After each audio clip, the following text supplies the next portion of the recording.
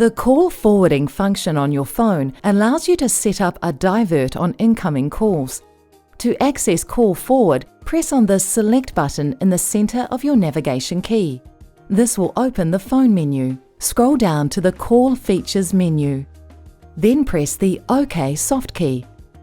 Press the OK soft key to enter the Call Forward settings. You can choose to divert your calls always, when your phone is busy, or when you do not answer.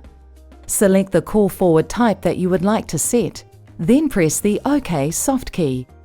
Use the right navigation key to toggle the status to on. Scroll down to the target field and enter the phone number that you would like to forward your calls to. Then press the Save soft key to save the forward setting.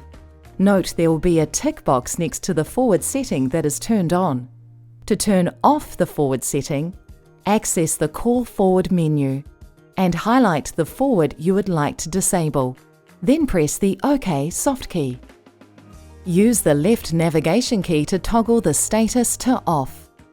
Then press the Save soft key to save the forward setting. Note, in the No Answer Call Forward setting, you can also use the left and right navigation keys to change the after ring time, which is the number of rings before the forward will activate. Press the back soft key until you have exited all menus.